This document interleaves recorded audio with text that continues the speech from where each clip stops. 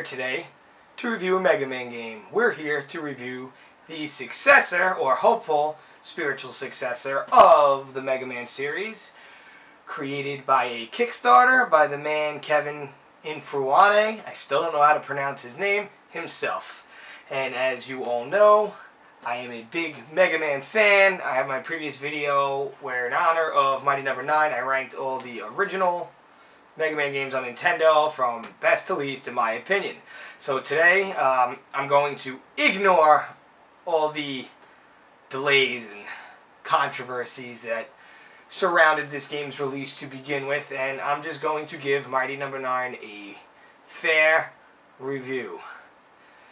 Yes, fair review. Just like I got a fair game to play for $30, which I suppose isn't the worst thing around, but could have been a full price game.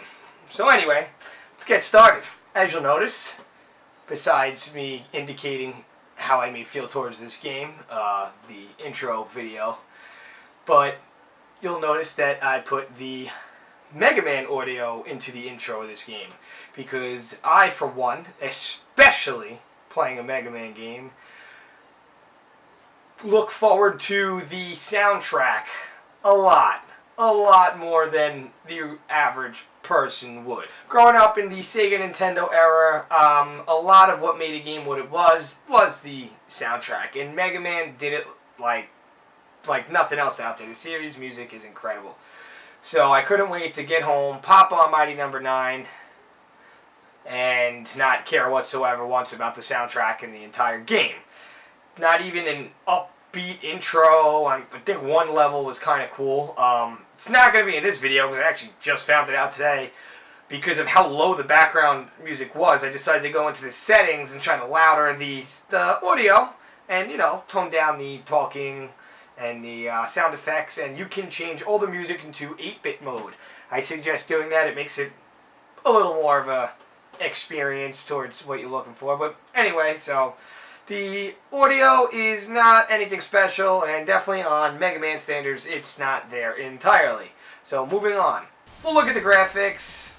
They went with kind of that cartoony, a little older school, maybe around post-Super Nintendo look. I don't really know what to call it. A little cartoony, a little cel-shady-ish. But the end result, it's nothing special. Even with the type of art they were going for, it definitely needed to be more polished.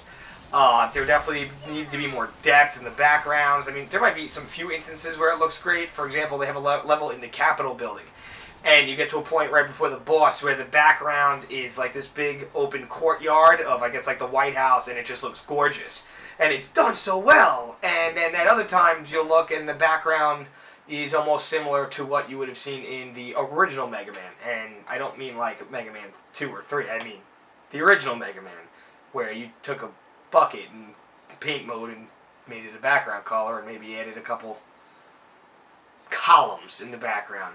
So the graphics were nothing special. Definitely, I think they could have done a little bit more with the graphics. Next, we'll look at the gameplay. This is not a Mega Man game. We all were looking to play as close to a Mega Man game as possible, but no, it can't. It's not 100% rip-off. And it does feel and act like Mega Man in ways. One thing that really ticked me off, let's just start with, is I don't like how the Mega Buster shots do not go off screen and they disintegrate before they get to the end of the screen. For some little, I know that's nitpicking, but I just didn't like it. And there are some instances where if someone is at the very end of the screen, you will not hit them because they will stop short. It's happened at times, and the majority of the times the game does move fast and furious. They rely heavily on this new ability that our main character, who's now known as Beck, like the band or the guitar player, that's his name, Beck uses to absorb enemies' energies. Basically, it is relied upon in every single aspect of the game. You cannot defeat an enemy without using this lunge attack. You hit an enemy X amount of times, they'll start glowing a color, then you rush and lunge through them, and they die. You can still defeat them if you hit them multiple more times. But sometimes it definitely gets in the way. Sometimes you fight in a group, and just like the guy in the front and back will be lit up, but there's someone in the middle, and if you can't, you're not invincible when you die. When you do the dash, you can still get hit. So sometimes you'll take damage dashing through guys. You want to get the power-ups in the game in this Mega Man. Instead of having only power-ups from beating bosses and obtaining them, you get power-ups by basically like speedrunning. Defeating enemies and absorbing their powers within a certain amount of times. You absorb a certain percentage the quicker you do it. And you get more power-ups. There's 3 basic power-ups. One's a speed boost, one is, I think, an armor boost, and the other one is a damage boost, which, to be honest, I don't even recommend the damage boost. In certain parts of the level, it comes in handy where it has a penetration power that can go through all boxes and several enemies at once, which is great when fighting mobs, but there was one particular instance when, before you go to a boss room, you get power-ups. Every time I fought the boss in the boss room, the opening of the fight, I could use my Mega Buster to hit him so many times at the fire rate that I would get him, let's say, to his next form of the boss fight in one shot.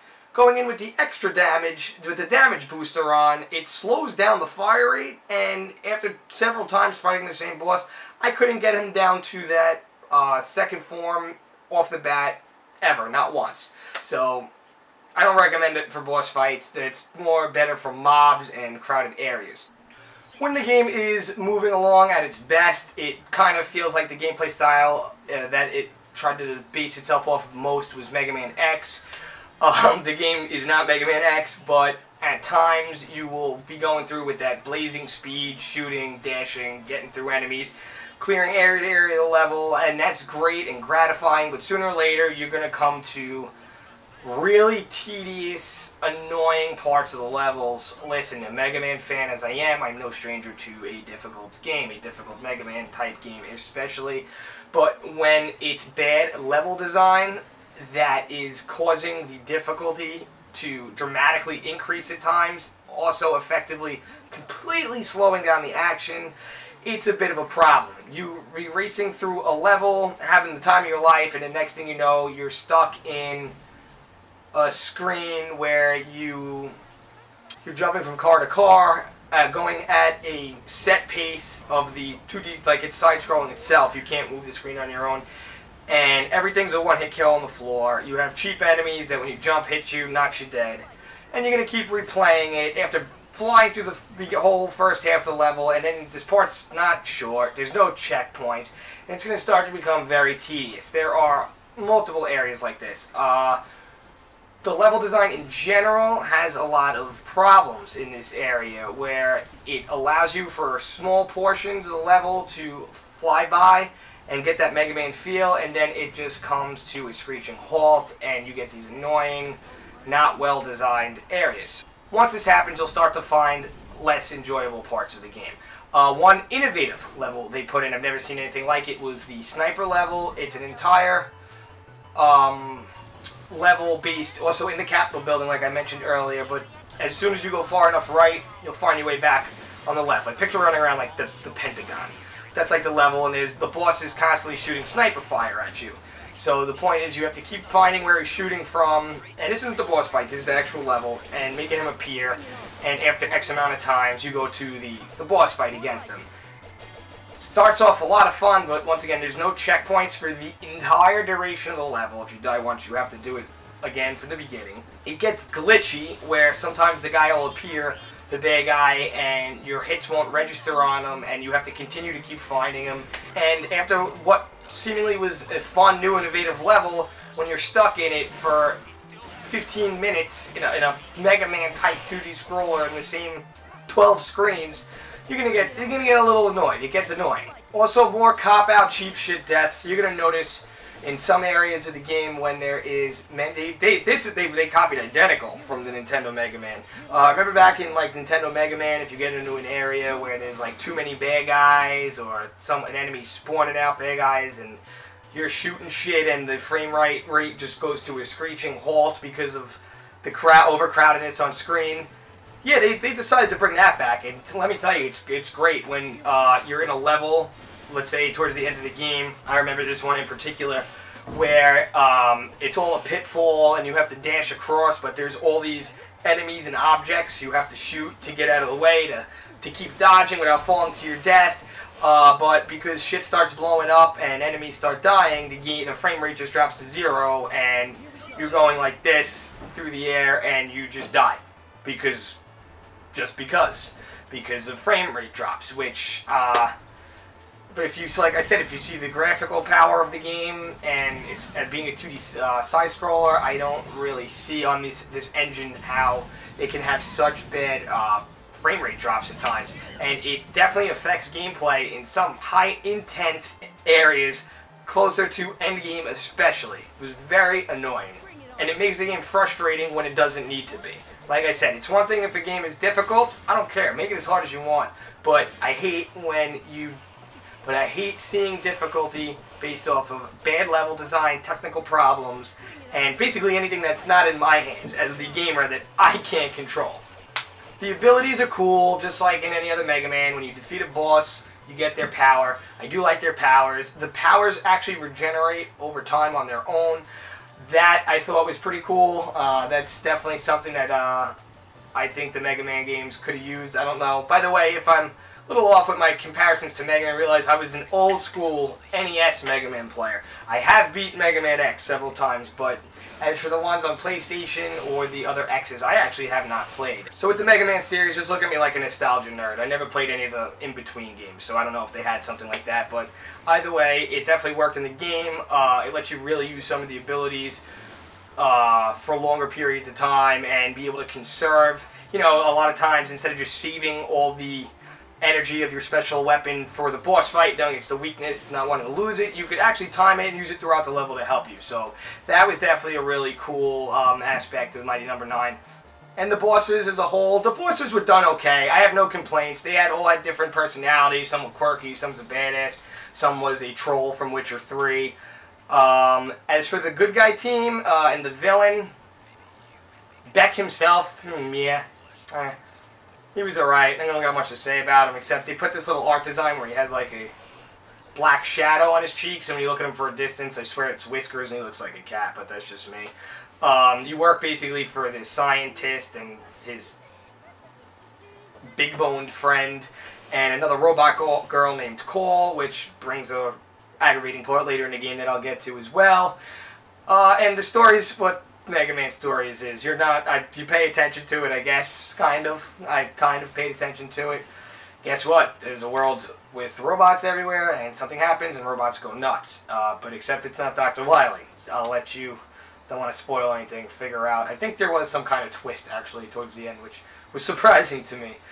But yeah, so the story is what you'd expect it to be. Not going to care much for a story in a Mega Man type side-scroller. There are no extra abilities that you can switch to. I'm talking about like how you had your RC dog and you could have the jump ability, you put down the mega platforms.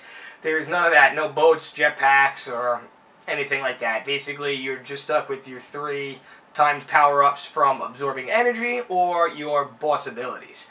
And then the length of the game, it's almost as long as any Mega Man game. I'm going to be honest, after the original 8 Robot Masters, usually you figure you fight like 3 or 4 levels after that, fight all the Robot Masters again, and then have like the final boss fight. There is only 2 levels after the original 8 Robot Masters, and one of them you don't even play as Beck, you play as the girl Cole, and it's a tedious level, it's annoying, it moves very slowly. It is a drawn-out boss fight. You're not going to enjoy that. The Cole level was just brain-numbingly boring. Holding, jump, barrier, warning, jump, hold. And then you have 1 level, post the original 8 levels, to play as Beck. And the difficulty spike is through the roof from the other levels. I think there's like 4 boss fights in the level. Half the level is a one-hit kill death zone, so good luck with that. And then once you beat that, you go to the final level. And it's not just a boss fight, it is a level up into the main boss of the game, who, actually, I won't spoil it. It has multiple forms, and one of the forms definitely was a pretty cool throwback to the original Mega Man and Mega Man 3. and maybe some later ones. After you complete the game, there is more for you to do. You can go back and replay the levels. There are 3 more difficulties. Right now I am doing on regular hard mode, then there's hyper, and then there's one-hit kill mode, which, God bless your soul if you could play that. If you're an achievement hunter, just like Mega Man 9 and 10, I feel sorry for you because the achievements look borderline impossible to get the majority of them. Long, tedious, and a very difficult road. Also, they do have some challenge modes you could do. I went into some myself. The challenges go to a leaderboard. They are kind of stale, boring. They are very generic. For example, it's a break the targets is one of them, and there's, say, 39 challenges in the game. You have 10 break the targets, one for each ability, like boss ability. But the 3 I think they were all literally the same exact map. Like, just the same exact break the targets. Not like Smash Brothers Melee when break the targets had all unique levels. And it's, I don't know, your typical VR challenge mode, but it's nothing crazy. Also, if you like to speedrun, I myself enjoy trying to speedrun Mega Man games. I was a beast at Mega Man 9 back in the day with speedruns. Having a lot of levels at the time whenever it came out. At one point, I was in like the top 15 and 30 in the world in a lot of the levels. God knows now, probably don't even want to look. I'll just keep in my head where I was then. So I started speedrunning some levels in this. I posted an early run I did on the Mines level. I'll put the link at the end of the video in if you guys want to watch it. Also not realizing the shoulder on my Elite controller, which if you see my Elite controller review, which is it was weak, decided to break, and my dashing isn't as fluid as it is. But, so, you finish the speed run, and then I'm looking at the leaderboard, so, I want to compare my score. The whole game is based around trying to speed run. It's all about points, and there's a timer, and it's kind of arcade style. Another thing I find it's unnecessary. But I couldn't find anything in the leaderboard. I don't know if I'm nuts. You put it in the comments if I'm wrong. There was nothing in the leaderboards of just what your times are in beating levels. They were all basically for challenges. And, I mean, some of the challenges are to, like, beat a level without dying or something like that, but no, I want to just beat levels as fucking fast as I can, like I've always done in Mega Man, then go look and say, shit, I'm 99 in the world, I want to get to 20, can't be like, alright, the guy ahead of me is only a half a second quicker, and then it's 10 after that, I know I could beat this guy, and no. Like I said, if you guys find that, please tell me where it is in the comments, because the reason what I usually put so many extra hours into Mega Man type games is because I speedrun the shit out of them after it's done. And it's fun. I enjoy doing it. And now I feel like I have no motive and I want to take the game and I want to shoot it with the Mega Buster and throw it out and run it over and then go trade it in for, it was $30 at GameStop. If I traded it in the week, I'd probably still get $1 or $2 for it. So, that'd be kind of cool. Could put it towards the next game that I want to get. I think I hit just about everything I wanted to, as per say my notes. In the end, do I recommend it? $30. I'd wait on it. Only if you're a die-hard Mega Man fan, like someone like me, I had to get it. It's a necessary purchase. But if maybe you never played Mega Man or you're new to these type of 2D action side-scroller games, I'd still wait on it. The price will go down. There's no rush to buy. Is it the worst Mega Man game? No, it's not. I probably think Mega Man 10 was the worst I played. I did not like that game. And Mega Man 5 I was never a big fan of either. It's cooler than Mega Man 5, and it's not as horrible as Mega Man 10.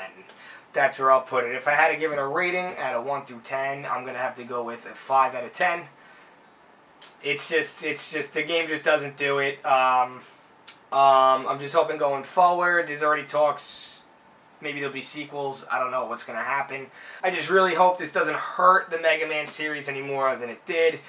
I still got to thank Mr. Infowane that he was kind of like the White Knight, leaving the bad corporation who don't want to produce awesome Mega Man games, went out on his own, and he put out a product. The product happened to be lackluster, and then I believe I read his comments about it was that it's better than nothing. Cool, man. That's good. That's reassuring. But yeah, that's all I really got to say about it. Tune in next week. I will be reviewing or doing something with Game of Thrones because I'm obsessed with it. and the grand finale is Sunday. Anyway, anything, opinions you feel about the game, anything I might have missed, please put it in the comments below. Put the audio in 8-bit, and like, subscribe, call me an asshole, tell me to go fuck myself, one way or another, whatever, it's cool, and I'll get back to you guys as soon as I can. TMAN out.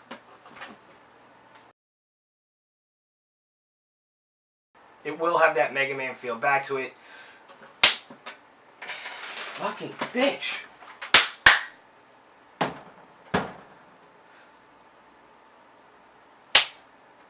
Gotcha. Yeah.